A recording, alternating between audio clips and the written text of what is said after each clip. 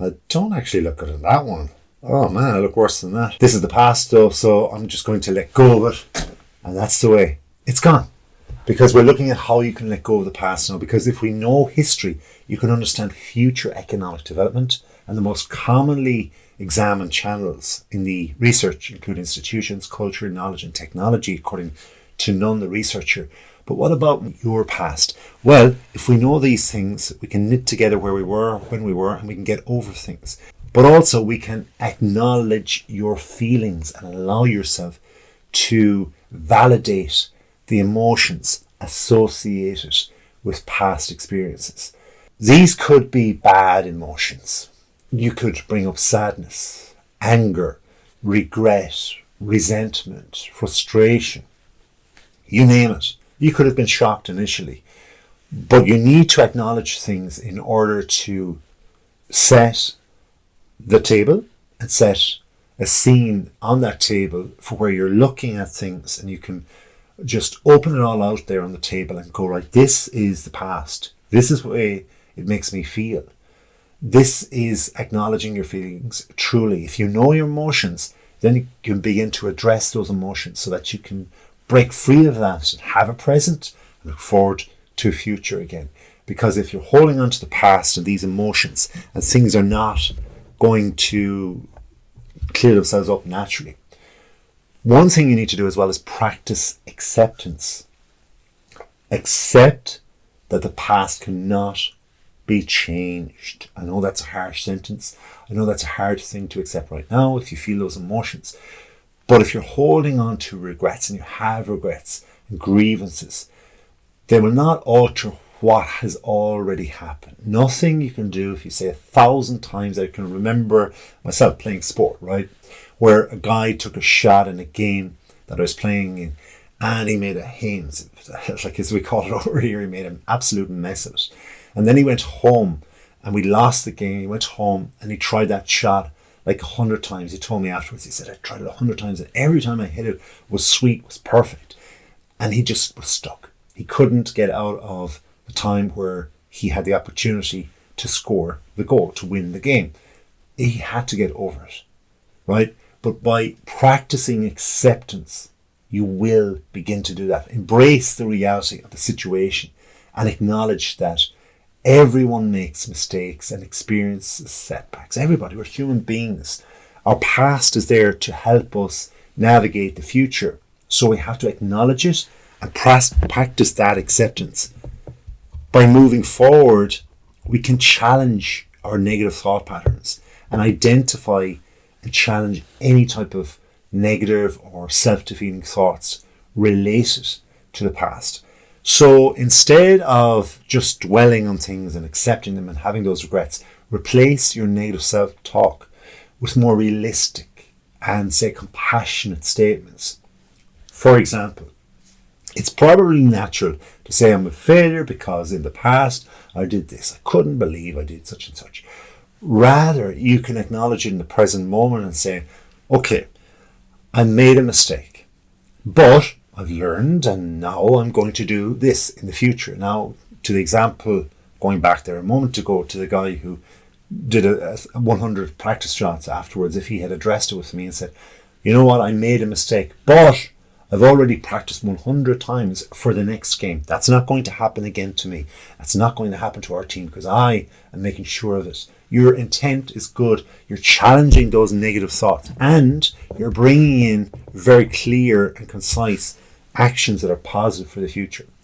Also, if you focus on the present moment by redirecting more so your attention, and not only your attention, but your energy to the present moment, and then engaging fully in the here and the now. You're practicing mindfulness techniques such as deep breathing within that, meditation, or even grounding exercises. And these will help you to stay grounded and centered in the present moment rather than being distracted and going back and having that loop of thoughts saying, oh, I messed up in the past. I messed up before. I regret this. And then that becomes your present moment. You need to acknowledge that nothing is perfect and you're not perfect as well. So by doing so, If you forgive yourself and others by practicing forgiveness, you will release yourself from this huge resentment, regret, burden, anger, all the feelings I mentioned at the start, all the negative feelings, the ones that are going to claw you back, pull you back. Think of 2 or 3 emotions: shock, resentment, anger, frustration. They're going to grab onto you if you let them, and they will pull you back. The present thoughts are going to be very difficult. Your visualizations towards a future where there's positivity in the same particular instance and almost a similar experience is going to be very difficult to overcome if you allow these things to happen. Now, forgiving yourself includes the past mistakes, the shortcomings, as well as forgiving others that were around you. Perhaps you subconsciously blame others, and this is not going to help you.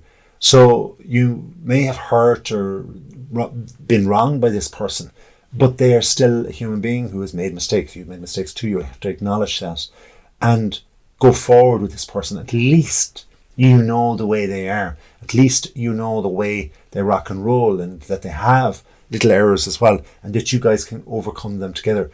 So remember that forgiveness is a process, and it will take time, even though your intent is good. And I know it may be actually mimicking the old memory, the negative past memory as well. Each time you approach that person, each time you acknowledge them in the present and in the future, and even if you're trying to do it in a positive way. So there'll be little fragments of old feelings coming up. But keep going. It's worth it. A human being is worth it. They are more than likely trying to get over the past as well, because they're trying to learn from the past. And that's something else that you can do too. By reflecting on past experiences as opportunities for growth and learning, you're opening up this huge ability to develop. So consider all the lessons that you have received and you can take away from these experiences. And then you know how this can inform future decision making and actions moving forward. It's wisdom, truly. It really is wisdom. And with that wisdom, you can move forward and become a better person, become a better person within the particular situation. If there's pressure coming on, well, there is pressure, obviously, because there's a past memory there that has to be broken through. So if you keep on going with this right tool set, you'll be able to let go of the past and be able to go forward. Set boundaries as well, right? Because we mentioned other people, perhaps. Other people might be there from the past. But if you set boundaries that are healthy so that you protect yourself, more importantly, because if you're the controller in this, if you're the one that has to take action, if you're the one that has to, say, present or do something positive in the future, you have to have that control. So set boundaries around you. Have yourself a little perch, a place where you can actually be away from the majority, even those that are supporting you and helping you in that present moment. That will enable you to have greater range of motion and presence within the specific time frame of when you're trying to do something, rather than being pulled back by the past. Seek support, have the right people around you, even if it's people in the past that were part of that bad experience. You can have them around you if they apologize. If you're moving forward with each other, they'll know in that moment, when that moment of pressure comes on, or that almost similar, exact more so moment that you messed up in the past or whatever else, or things went wrong, they'll be with you spiritually, energetically. They might even be with you. They can give you eye contact. They can give you a message, whatever else. And that support would be huge if you know that truly they're trying to get over things as well. Focus on personal growth, trying to put your focus from, rather than dwelling on the past, to looking at it in a way that can align with your goals in the future, so that you're actually hungry to go forward and motivated to achieve this, to get over this hurdle, so that you can shine in the next instance, in the next experience. These things together will help you to look at the past in a different way and to see the future in a brighter way too. And if you want to see the future in the brightest of ways, hit that subscribe button. There's plenty more videos coming. And until next time, please do have a bright and wonderful day.